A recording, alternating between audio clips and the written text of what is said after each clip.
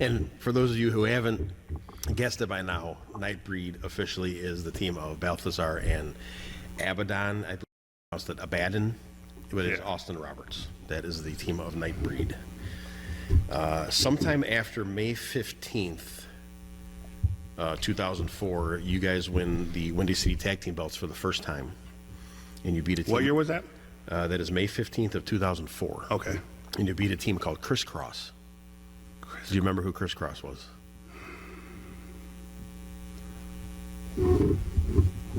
I do. I don't remember their names. Okay. Cassius, and I can't remember the other guy's name. I could be wrong. But one was Cassius, I think, for sure. Do you remember, Nick? Not off the top of my head. The name sounds familiar, but I can't remember the... They were, honestly, if you look back at some of the old Windy City programs, I'm on the cover with one of them. Okay. We're doing, going face to face. Yep. They're two big black guys. Okay.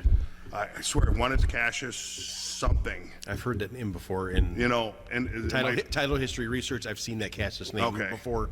Great guys. Great guys. They were great to work with. But I believe they were called Crisscross. Goddamn, I could be wrong, but I think it was them. Yeah, it's spelled CRISS. Yes. They kind of made it, yeah. And actually, the match we were just talking about, or the company we were just talking about earlier, you have your first match in Brew City Wrestling, run by Frankie DeFalco. Again, not 100% positive if it was. Did you work there one time only? There was only one entry on my research for it. I think I worked there a couple times as a single, Okay. and then I came in as Nightbreed. Okay, yeah, because sometimes these places don't, they don't fight Right. every match. Right. I have the date of January 14th, 2006, and Nightbreed defeats Gator McGraw and Scotty Pride. Don't remember. That wasn't the tag match you talked about Nope. tearing the house down? Okay. Nope, that was not. Okay. 100% not. Actually, this style we worked. I think I remember this a little bit, only because the McGraw guy, if I'm not mistaken, was injured. He should not have been in the ring with us, and it was so hard to work the style that we worked. Oh yeah, that's Right. It was very rough physical. and tumble. Yeah, very Absolutely. physical Yep. style. He couldn't do this and he couldn't do that, and I know it was this match for sure. But do I remember the outcome? Do I remember what happened? No, but I remember the McGraw guy specifically because it was so hard to work around his inabilities at that time. Okay. He honestly shouldn't have been in the match with us. We had to not be who we were to be Yeah, able to you work. can't be your full. We can't be who we were. Right, that makes sense. Absolutely. All right, how about Packerland Pro Wrestling? Does that name ring a bell? That's a strange name for a company, too. Yeah, I think it was run by, do you remember the name Cobra? Not Doug Cobra, but Cobra. Yeah, there's been a lot of Cobras. He did some jobber work for WWF, Okay. possibly AWA. I think I've heard it for AWA. The only one I remember hearing for sure was the African-American guy in the Mid-South. No, he's a white guy. The King Cobra guy. Okay. God, his name was eluding me, Scott. I'm sorry. I have Chris Bassett. Yes, thank you. That's him. Him and I got along really well. Okay. He liked me, so. So that's the guy who worked as the Cobra? Yeah. Gotcha. Yeah. And you worked March 11th, 2006. You and Mike Anthony were a team. Over up there? Yeah. Fuck, I don't remember that. Against a guy named, I'm sorry, I read the wrong line. That happens sometimes. I can't see either. I'm not getting old. Wait till you are. Yeah. Mike Anthony and a guy named Frat Boy wrestled against Nightbreed. Frat boy. That could have been a young local guy at the time, and a bunch of you Windy City guys could have just gone up there and they could have thrown somebody with Mike. Then it comes to my mind, why is Mike teaming with him? Yeah, You know what I mean? Like thrown something to have a match, or possibly. I don't remember. they wanted 3 Windy City guys and they just need somebody to fill the spot. And Yeah, here you it go. could have been. Maybe Mike's partner no-showed or called off or whatever, and we needed someone to fill a spot. I don't remember. I honestly don't remember that. All right, May 9th of 2006, you lose your Windy City tag team titles to the Danny Boys. One of those guys we know very, very well. Yeah, he's actually a very good friend of mine. I'm not familiar with the other guy. That's Sean and There's Colin a funny Mulligan. story with the Danny boys. Sean's a great dude. Such a great guy. Sean, one of my most favorite people on this planet. Somebody that's always smiling, always happy, always in a good mood. His energy is just The life of the party. so contagious. Like, I've known him for 20 years now, right? 20 plus years. We always got along. We hit it off from day one. I was one of his trainers at a fantasy camp. Oh, really? Yeah. Okay. So Great guy. that's how far back we go. You know, we always hit it off. Mind you, he only lives like 45 minutes from me. But we hung out for the first time outside of a fucking pro wrestling locker room about 2 years ago in Tennessee. That's it. We really? couldn't even hook up in the same fucking state. We had to go on vacation That's to hook up. right. Yeah, your getaway vacation. Yeah, that's right. Such a great dude, man. Yes, like, he is. you think his energy is contagious in a locker room? Should just go out and have a few drinks with him. Shh. Like, that dude is the life of the party anywhere he goes. Yes, he is. Anywhere he goes, man. Like, truly probably one of my most favorite people that I've come across in this business. He's definitely a great guy and an influence to have in any locker room, for sure. Well, I mean, I'm letting the cat out of the bag, but not, right? But he'll be popping up more at Southland. Oh, exclusive news right there. Yes, he will be, Sean Mulligan is a character. Very character-driven. He's a very character-driven person. Yep. He feels wrestling today as a whole is lacking character. I agree with that too. So he wants to work behind the scenes with a lot of these guys on character development. He can definitely help the young guys. 100% can help out with this. Yep, agenting, character development. You know, it was funny. When he first retired, obviously I was on the phone with him at least once a month, like, come on. So the first 5 months he retired, I was able to pull him back 3 times. And then there was that long period where I didn't talk to him, or I didn't bring it up to him for like 6 months. So then he calls me. He's like, brother, I gotta talk to you. He's like, yeah. He's like, I'm missing it, man. Like, I knew this phone call was coming, you know? He goes, don't get me wrong. He goes, I don't want to wrestle anymore. He goes, I consider myself blessed to wrestle for 20 years and not have an injury. Yeah, I don't want to push that. He goes, but I want to help in other aspects. that's awesome. I'm like, rock on, brother. He's like, but I was waiting for you to call me. I'm like, Sean, I called you 3 times in 5 months and got you to come back 3 times. I'm like, honestly, at this point, you had to be ready to come back. Right. You know what I mean? So I was just waiting for you to call, whether it was 6 months, 8 months, a year, 2 years, like I was just waiting for you to call. Yeah, he's got to make the time. You gotta make a decide, decision. okay, you miss it, you miss the boys in the locker room, you miss everything about it. Yep. But he came to one show a couple months ago and he worked the whole thing behind the scenes, and after the event he was like, so different, not performing. It's got to be hard if you do say you're gonna. But he enjoyed it. to be. Yeah, He really enjoyed it. I'm sure he So- misses being in there like Oh, he does. anybody would. But if he's gonna fall into that comfortable, Because you know role, what? You know, he'll have fun. once you say, Scott, like, Yeah. I'm done, you're giving in to father time, I don't man. know if I could ever say that. I don't know that I can. It's so hard. If we can physically walk to the ring and actually look presentable, Presentable. Yeah. then it's gonna keep going. But Yeah. it's I don't want to say it's getting close, but it's getting But- closer. For like you, think of Psycho, man. Like, you could be the meanest, nastiest manager out there once you can't still perform anymore. Right? You have that look to you. You have that demeanor to you. He's you over could be that. 70, I believe now. He too. is, yes. He's all about a character, in and out of the ring.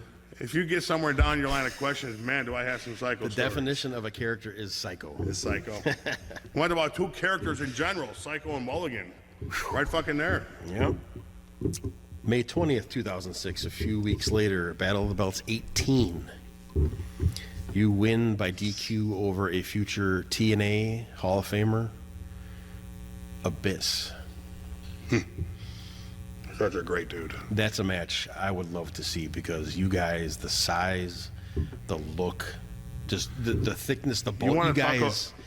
Obviously, everybody knows him, like, I wouldn't say careless, right? But Yeah. he had total disregard for his body. For the sake of the fans at any show. If I'm not mistaken, that was at Cicero Stadium. Okay. It's the first time I worked him. We were at Cicero Stadium. House was packed. And just a normal match. And during the course of the match, he's like, throw me out. I throw him out. He's feeding out. And he goes, all right, we're working around the entire building. I'm like, there's this little thing called the 10 count. He goes, not today. So he hits me. I go down. He goes and grabs the ref. He told the ref, just follow us around the building. Try to get us to stop, right? Obviously, there was no count out. He was just trying to get us back in the ring. Man, we hit each other with garbage cans, chairs, fucking anything that wasn't bolted down That's to so the much floor. fun, isn't it?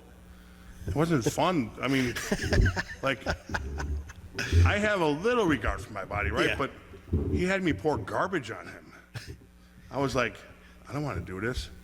He punched me in the gut. He goes, put the fuck garbage can over my head. I'm like, okay. Like, who am I to argue with you? Like, you know, I don't want to pour garbage on nobody. Yeah. But, Who knows if there's a drink or nachos or something in there that's like, going to go on? he didn't care, bro. He didn't care. Like, the people were so into it. You know what I mean? It was so good. I've always heard nothing but good things about the guy, too. Such a great dude, man. Such a great dude. Funny story with him is we were at Bourbon Street after one of our events. Cameron Cage. Do you remember that name? Heard the name, yeah. He was something else when he got drunk. Oh, they have turned to personality kind of? Yeah. Okay. He kept bugging Abyss, like, chop me, chop me, chop me. He kept, no, man, no. Just asking no. for trouble. Yes. He hits hard, bro. Yeah. He hits hard. Cameron took his shirt off. He's like, fucking chop me. This was like, fine. True story. Bow. The overhand? Yeah. It sounded like glass broke. The entire fucking dance floor went dead silent. Like, what happened? We got kicked out.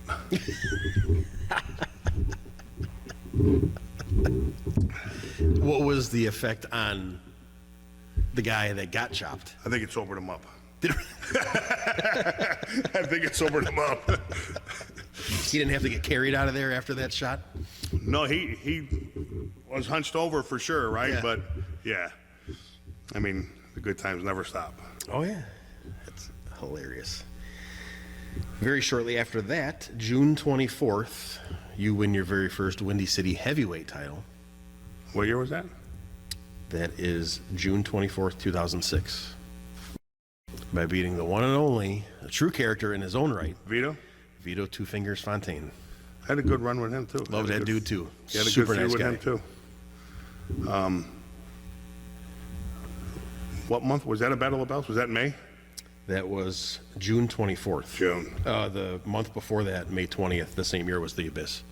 So it was like a month and a half after that. Okay. Yeah.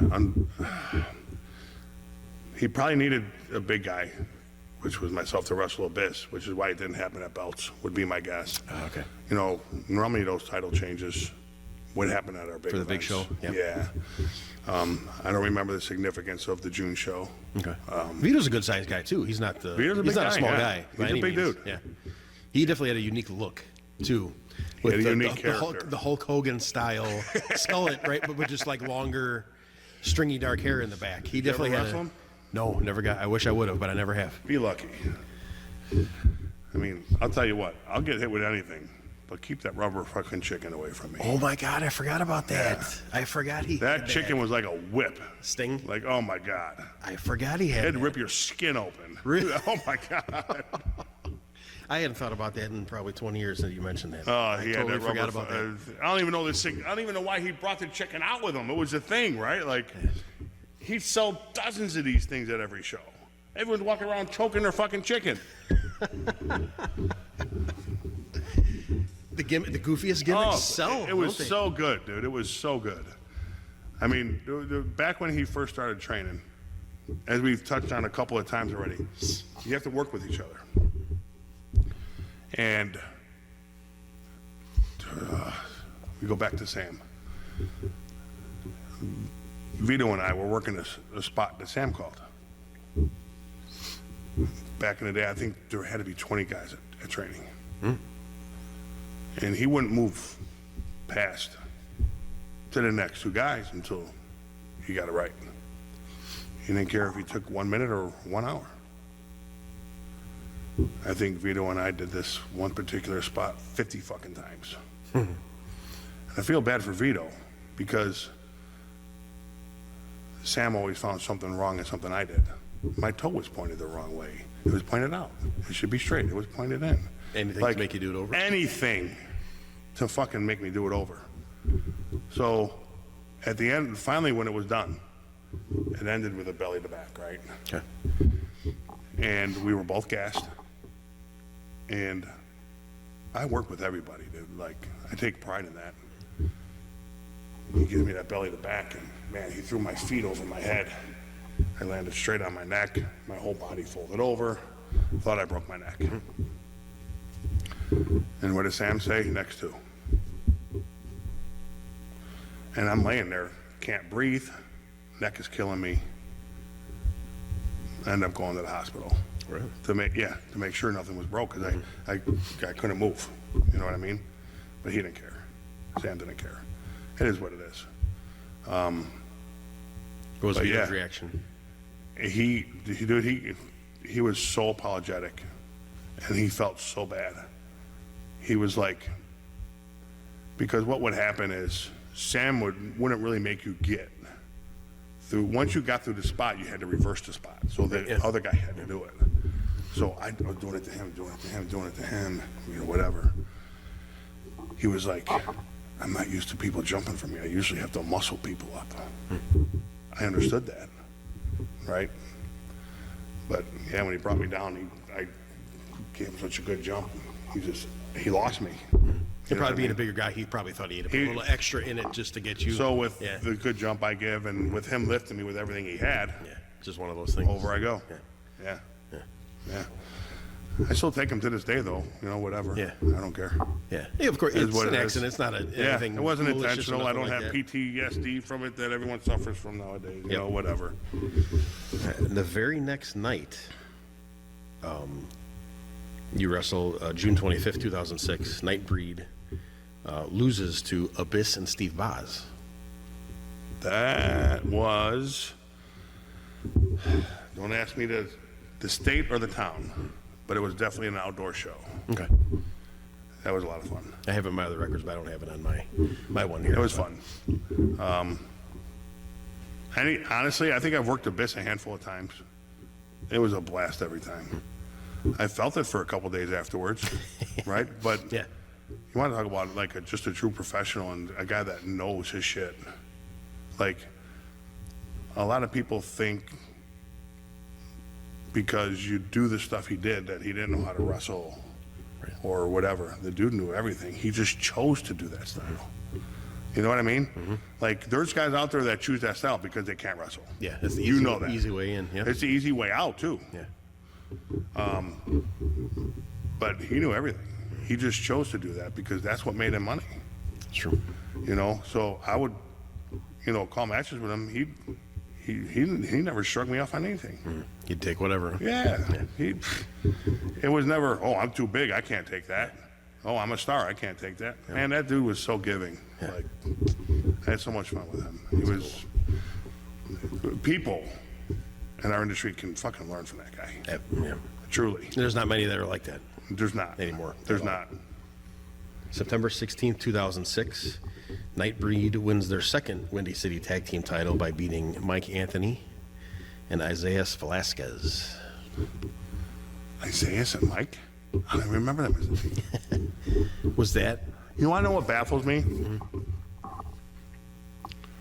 Is I don't know.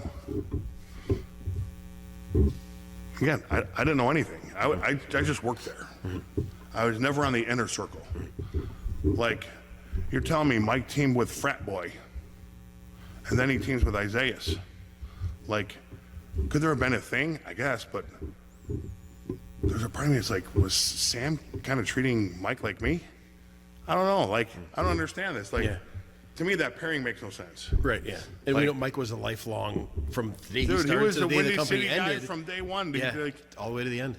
I don't think there's anyone more loyal than Mike. Yeah, Truly. I don't think there was. yeah. From beginning to end, he was there. Yeah. Yeah. Yeah.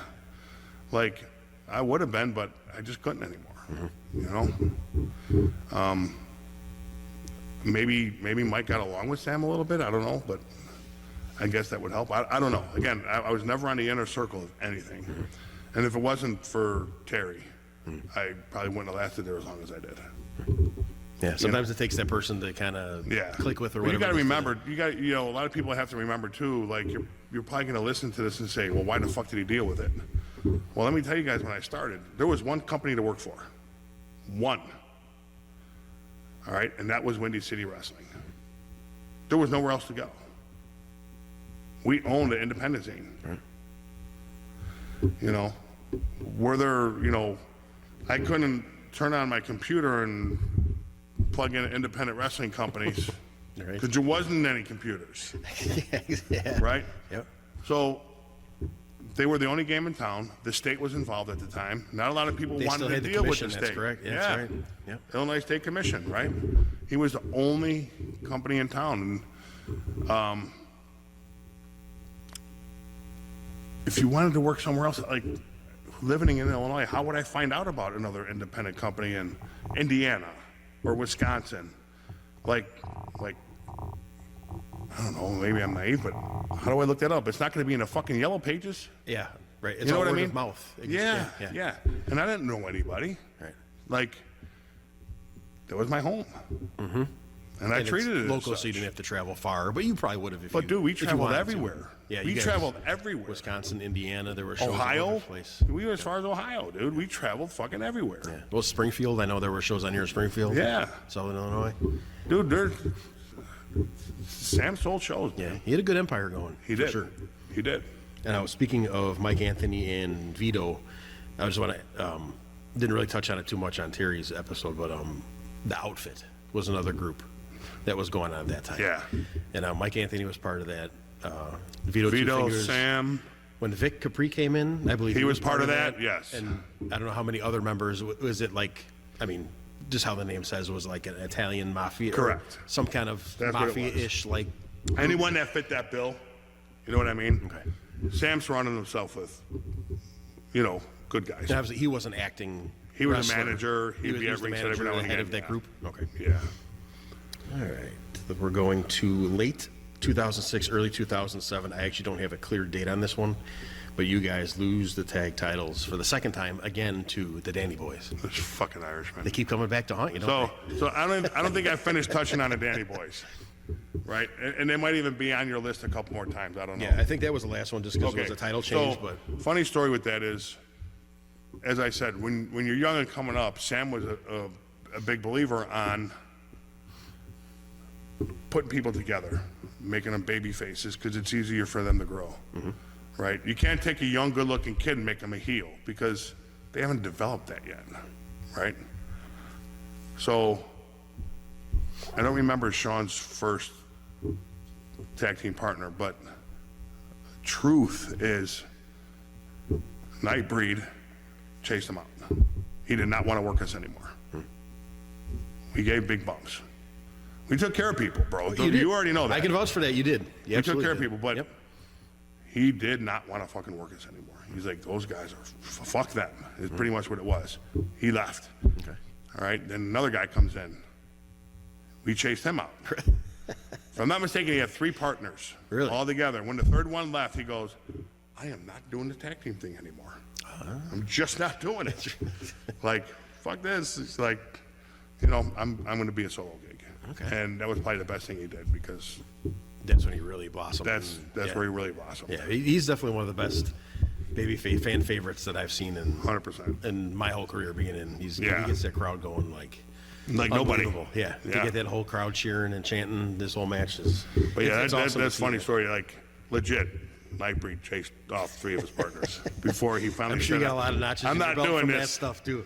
But dude, none of it's intentional. We never went to hurt anybody, bro. We never did hurt No, anybody. I know, yeah. It's just, There are some people that do that, there is. which is There is. just I don't know if the Soul Touchers are on there with Willie and Marche, but man, the stories they'll have to tell you about us. We used to work a young Marche and a young Willie, and they were in there and they're all hyped up and ready to go. And Jazz They were like, they were. You guys all know them today. They're, you know, I think Willie still came back. I think he's all wrestling a little great bit guys. today. And they Really were good in their guys. prime, dude. Like Marche's still in his prime, but they were great. Yep. They were fucking great. Yes, they are. And he was like, they're out there and they're doing their thing and they're hyped up and their music's playing, and then their music stops and then Nightbreed's music hits and they just stopped at their tracks and we always went, we're about to get our fucking ass beat. Fuck. He's like, our music, the sound of our music just took the wind out of their sail, you know? C-Red said the same thing about the Brotherhood too, where they were in the ring and all of a sudden that music would hit and he would Yeah. get paralyzed. Yeah. And he'd look for the closest exit to get the hell out of here. I gotta get the hell out of here. Because he knew we were all coming with the chains and Right, all that stuff like right. that. So, oh my God, those guys are some of the funniest guys in the locker And room. some of the Oh best my guys God. to work with. Yes. Oh my God. Yes. Some of the best guys to work with. Just laughing the whole time. If we're changing, next to each other, it's just nonstop laughs. And nonstop. The whole time we're in there. Nonstop. The jokes never stop. No. And that's funny that you mentioned one of those guys. 11/25 of 2006, you go back to Packerland, and it's you, of all people's partner, who's very infamous, and I'm sure you can tell a story about why he's so infamous. Your partner is Diego Corleone. What? Versus Acid Jazz and somebody named Red Lightning. I don't remember that at all. Yeah, it's probably just a spot show that's just in the middle of all these different shows, but you tagged one match in your career with Diego Corleone. If you got it, I guess I did. Yeah. Tell the people out there about the infamous "Shut Up" Diego Corleone. I mean, I don't know what a lot of people think of Diego. I personally never had a problem with Diego. I didn't either. He's a good dude overall. Overall, dude, I had Eccentric, quirky. no problem with him. The only problem I had was I don't think he showered. I could be wrong, but that's how it came off. But I mean, overall, I think a lot of people had problems with Diego, but dude, honestly, I never went into a locker room looking for problems with anybody. You know what I mean? Personal wise, he was A lot of people, bro, I think in your findings, a lot of people don't like me. which Right? I don't understand that one. I appreciate that, one and bit I don't at understand it either. I truly don't understand it because I try to be good to everybody. Like I try to grow and I try to help people grow. You know what I mean? That's just who I am. But there's so many fucking people that don't like me, and I just don't get it. I don't get it either. It is what it is. I don't lose sleep over it. There's nothing I can do about it. Like, Yeah. I don't even know what I did to half these people. You know, like figure it out. I think half the people I don't even know. Right.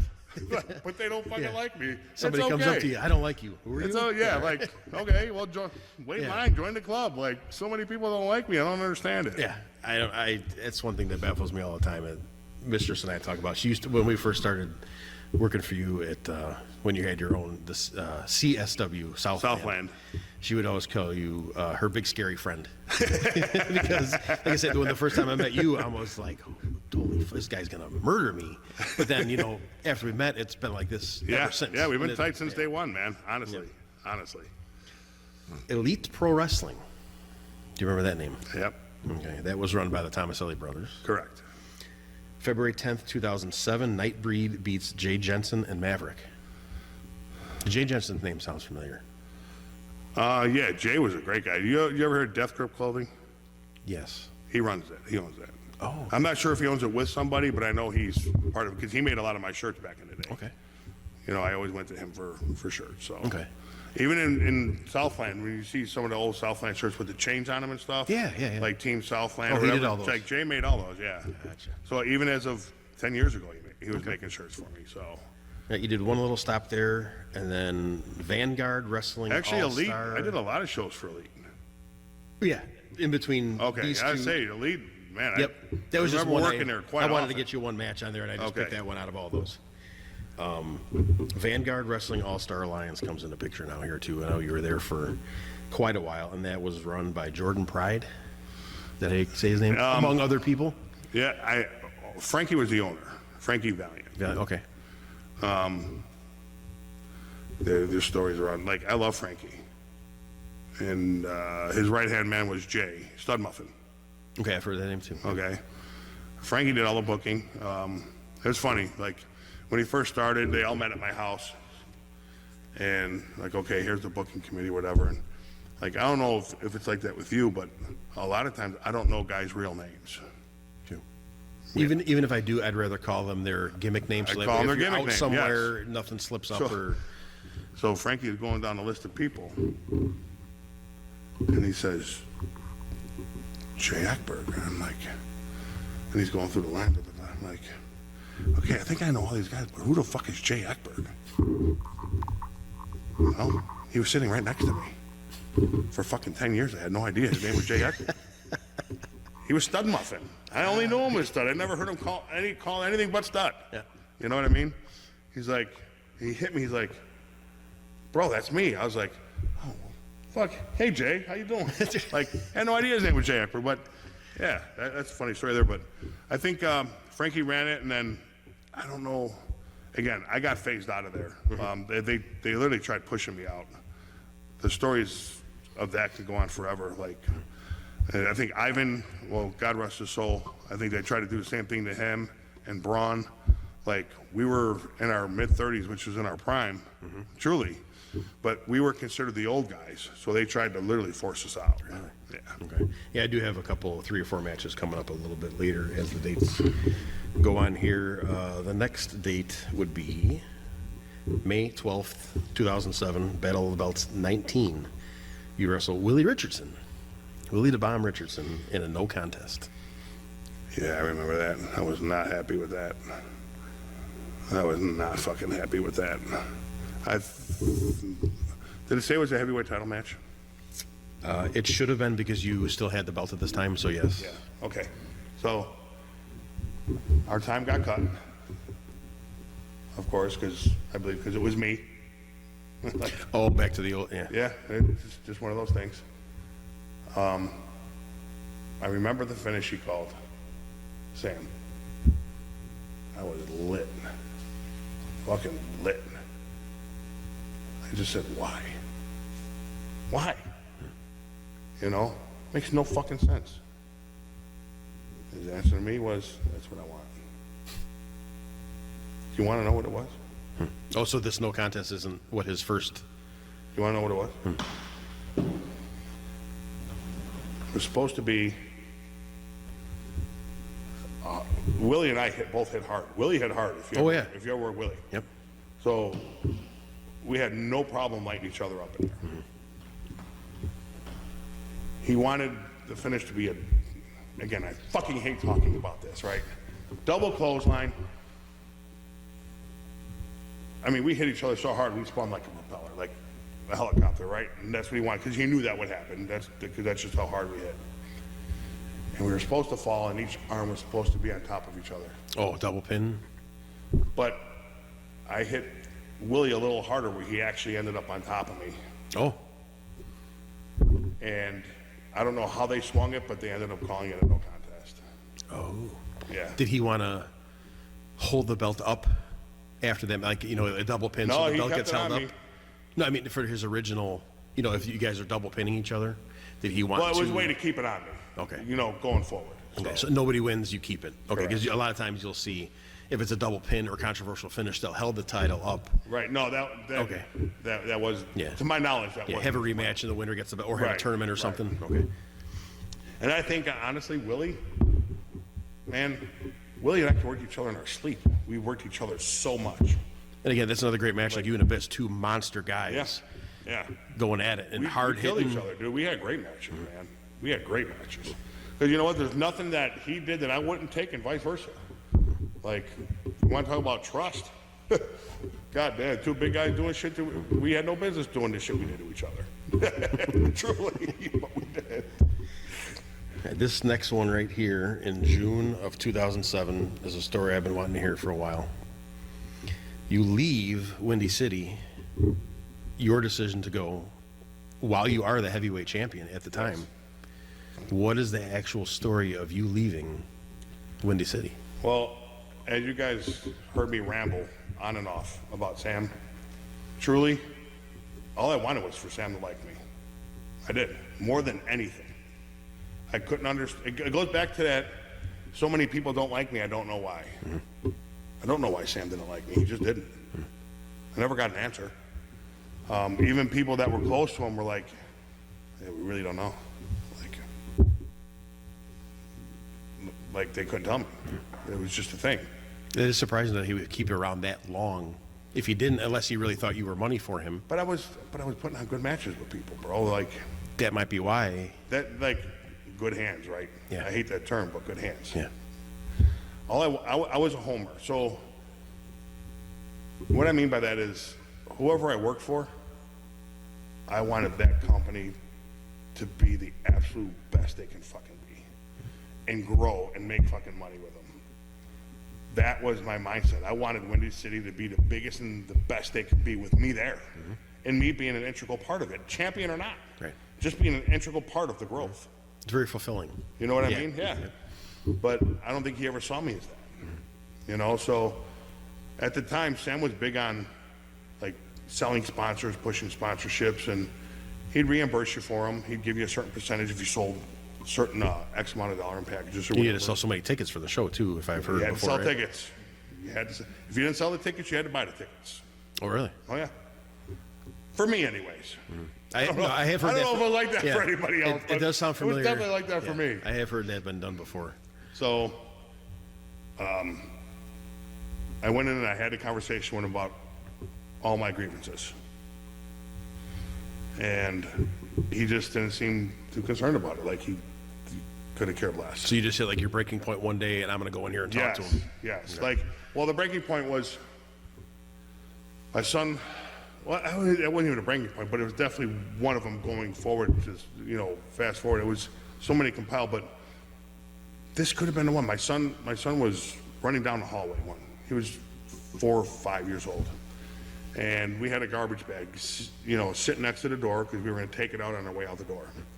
He was running through the house, and there was a piece of glass in there. He stepped on it and sliced his foot. Right. We had to take him to the hospital for them to glue it up, stitch it up, Stitches, whatever they yeah. did. Well, I call Sam. I'm like, yeah, I can't make it in. I got to take my son to the hospital. He goes, you got to be there to open the doors. I'm like, did you not just hear me? Like, you fucking live 10 minutes from there. I'm an hour and a half from there. I got to take my son to the hospital. It's another story that my wife will never let me live down. Talks about Sam to this day, about that day, on how inconsiderate one human being could be to another. You know what I mean? So it just all compiled, and I told him I couldn't do it anymore. Like, dude, when I tell you I was hustling, and it wasn't even, did I want a percentage? I wanted to sell like the biggest package he fucking has, 30% kickback on it. Huh? Yeah. Good way to, it was incentive for guys to work hard and get him sponsorships. Man, like the things that caused me trouble, Scott, you have no fucking idea. Like,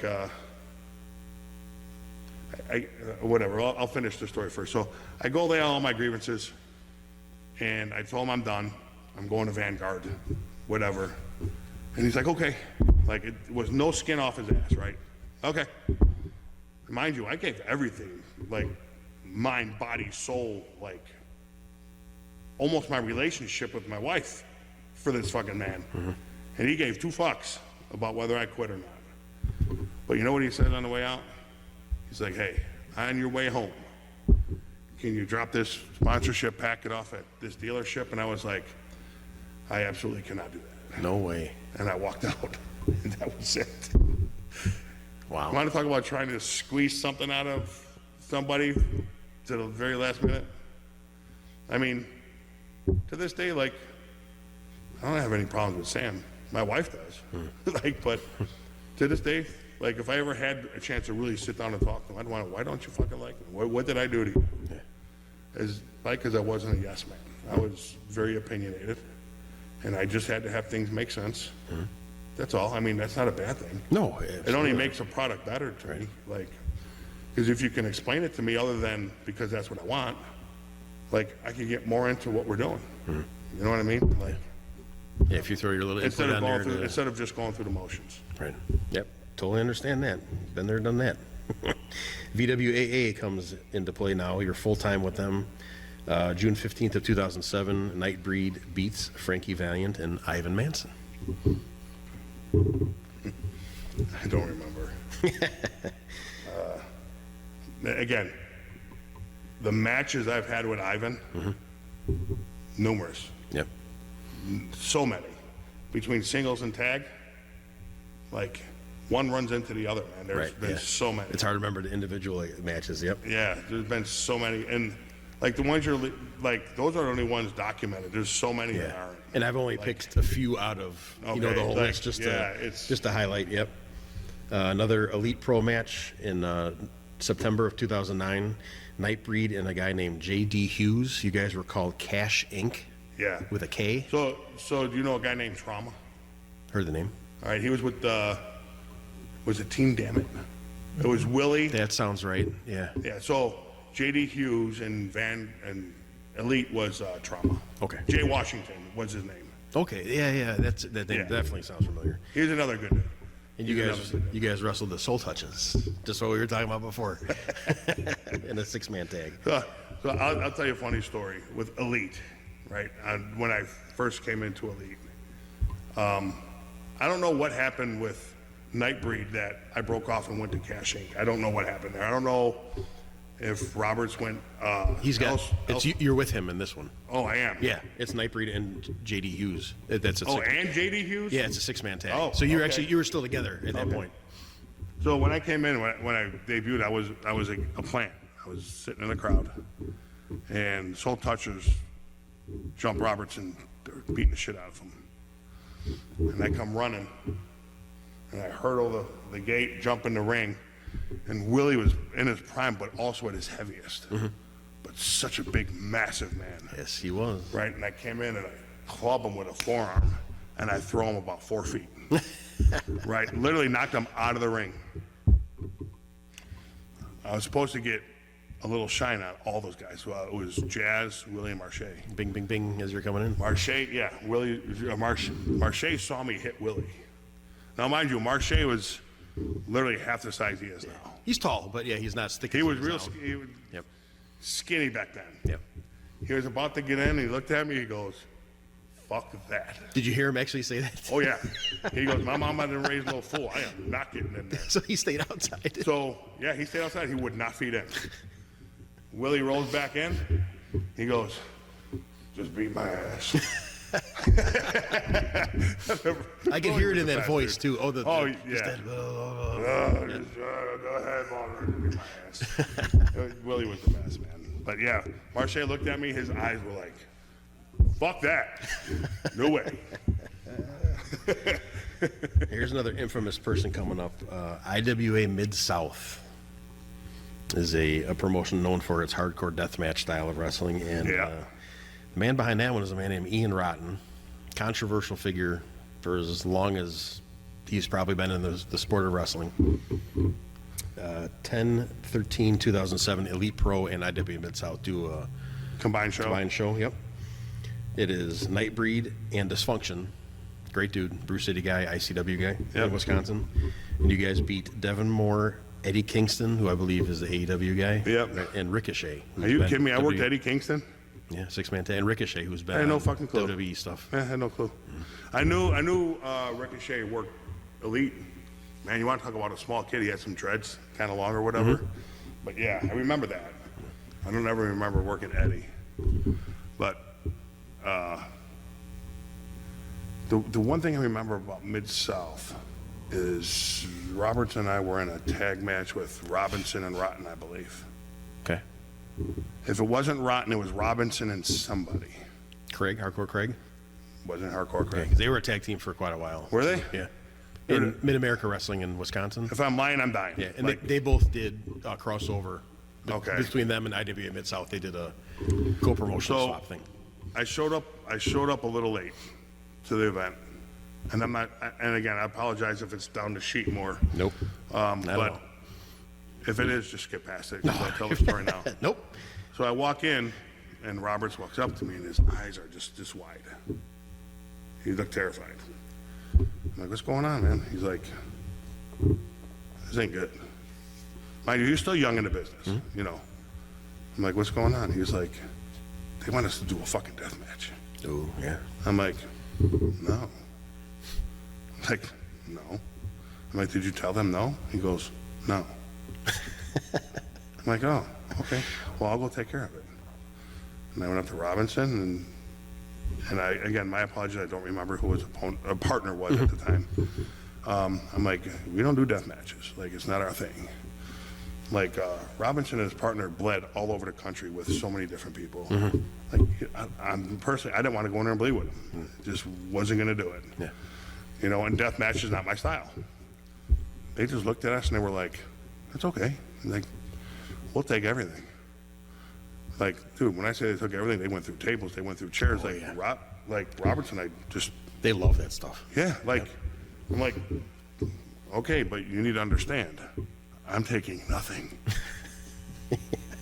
Like, I'm not getting hit with a chair. I'm not going through a table. You had enough chair stuff to last a lifetime Dude, of what you did before. It still anyway. happened, bro. Like, yeah, like, he was like, yeah, no problem.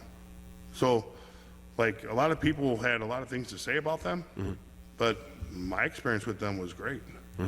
Like, they just wanted to work that style because that's what they're known for. Right. You know, but unfortunately, they were working two guys that wanted nothing to do with death matches. You know what I mean?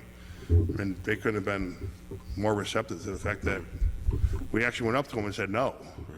You know, like, we're not okay with this. You know what I mean? Everybody has their own personal stories or issues with. Like I said, Ian Rotten's a controversial guy. He's done this and that, and it all depends on what your personal interaction was with somebody to form Mine your own was fine, opinion. dude. So, mine, I got nothing bad to say there's about a lot him. of people that Again, I didn't have numerous interactions with them, but the one I had was fucking perfectly fine. Yeah, there's people that they're mean or assholes in the business, and if you have a great relationship with them, you just know them as good guys. But So just the way we're it fast is. forwarding, right? So we're past the part where I'm at Windy City, but while we were in Windy City, we're talking about chair shots. And Terry never came out and said it was a rib, but we were working an Angle Brotherhood. We were in front of the ring. Roberts and I are cutting a promo. Mind you, we were one take guys and done. One and done. In the middle of this promo, Brotherhood comes in. They hit me in the head with a chair. They throw Rob off the camera. They start beating me. Rob comes back with the chair, chases him off. This I'll never fucking forget, man. He comes down, and his one line was, "Oh my God, someone call an ambulance." Right? when he saw you, After he saw me. Yeah. After the chair shot and the beat down.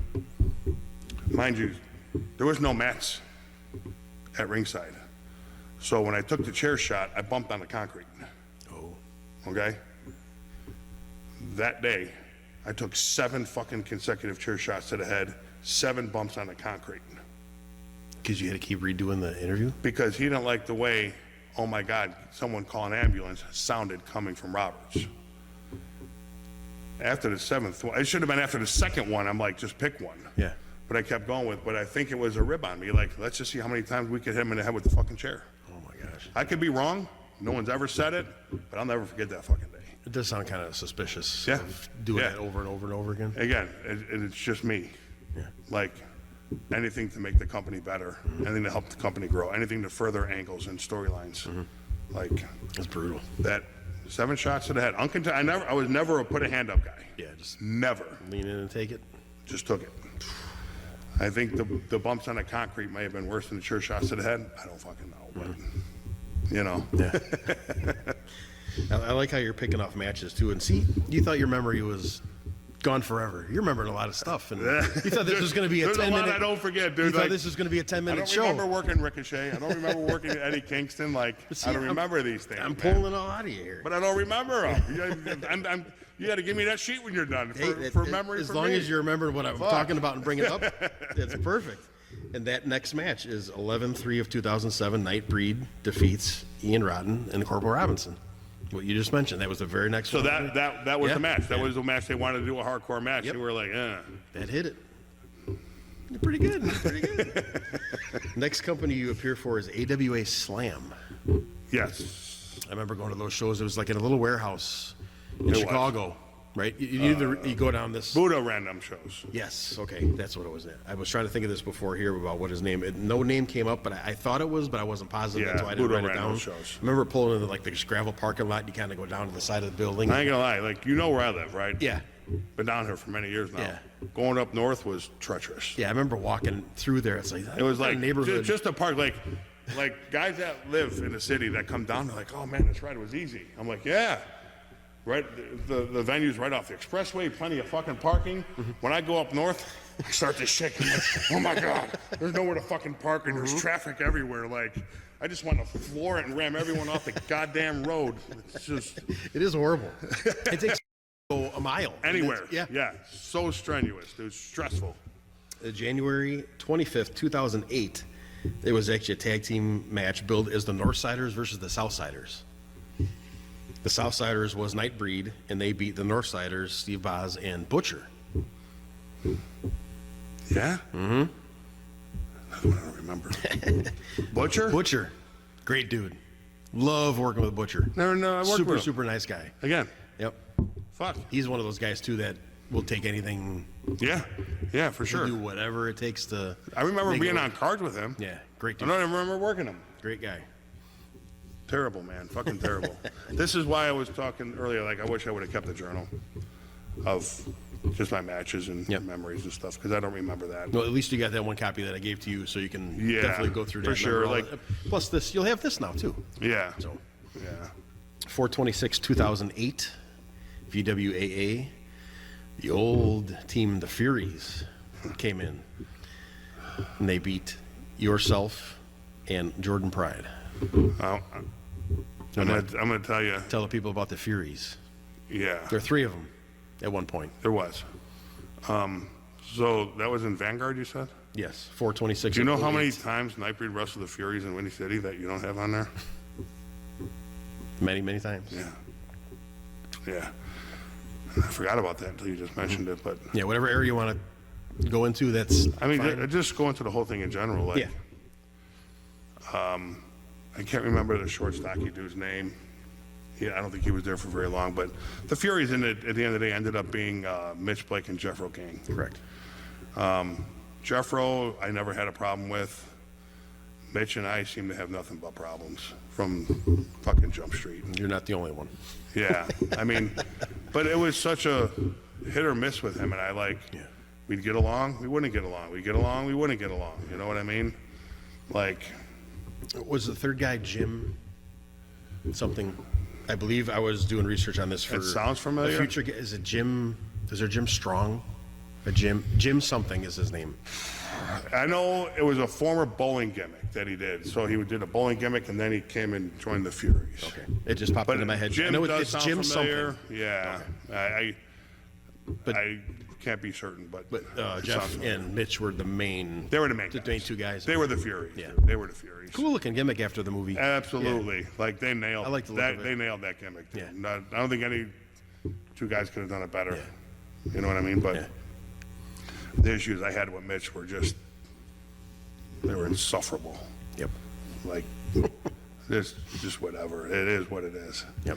You know, it's just one of those things where, you know, no matter what, you're just two people that just don't get along. Yeah. At the end of the day, That'll It happen is what it is, man. Regular Like, work day, any daily life, it'll just Yeah. it just is happens. what People it is. clash personalities, and Yeah. 5/3 of 2008, the VWAA, you defeat Isaiah Velasquez and Jordan Pride in a handicap. Well, actually, no, it's not a handicap. It's a three-way match for the circuit title.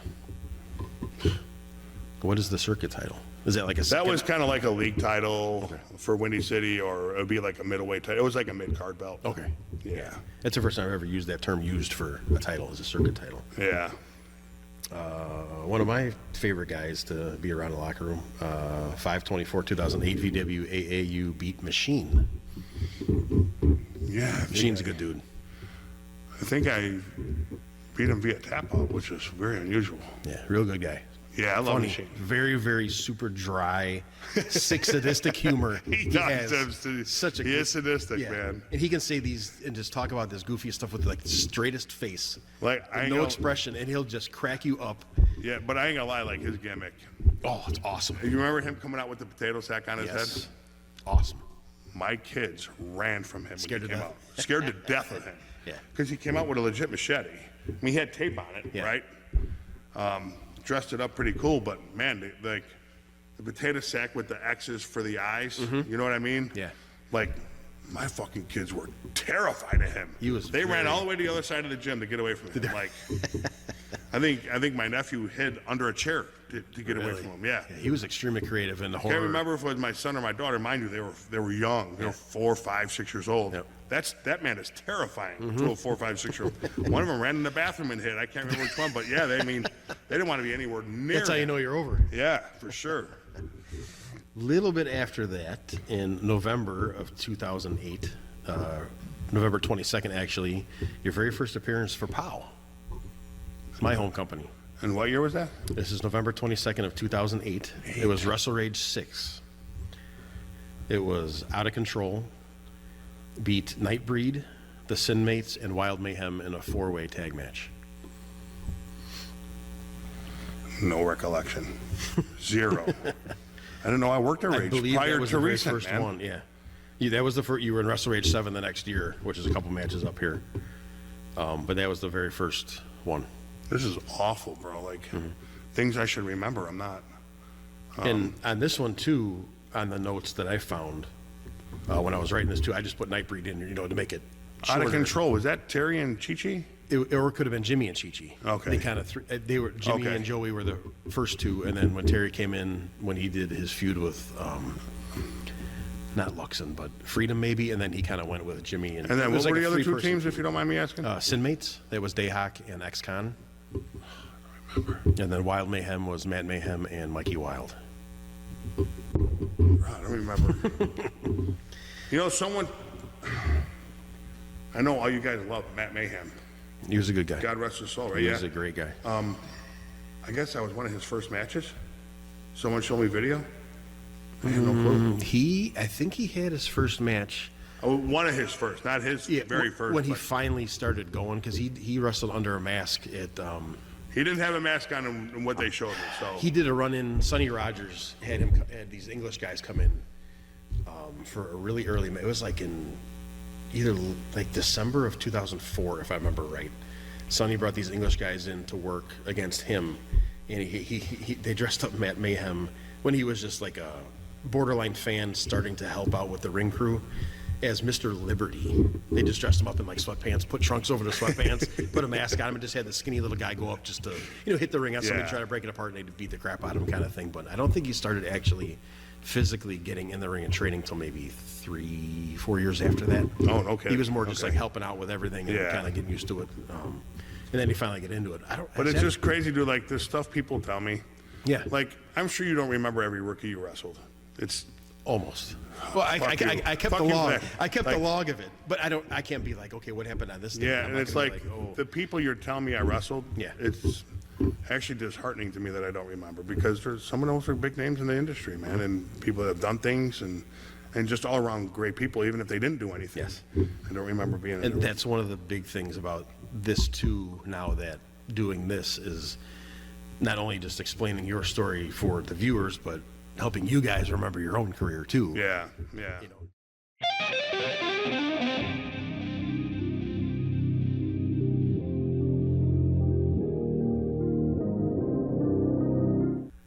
I don't really go against the grain, bro. Like, Right.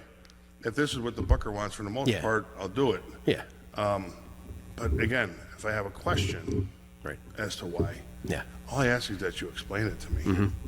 If you can't explain it to me, I know there's ulterior motives. You know what I mean? You Yeah. don't have a reason why. It's just because. Yeah. It's- Hey, ref, you want to give a brother a hand? It was pull that just shit one of the off? funniest things I have ever I mean, think of the seen. wardrobe malfunctions from The Undertaker over the years. I see about 60 red shirts coming through the front door, and I'm just like looking like, and you guys surrounded the ring. I'm like, oh fuck, paranoid, absolutely paranoid. He's like, I can only be in there for like 15 seconds. He so ended up being in there for like 7 minutes. it was at least 5 minutes is what I was Yeah, thinking. he from the was. beginning. Yeah. He was in there a lot longer than he wanted to be.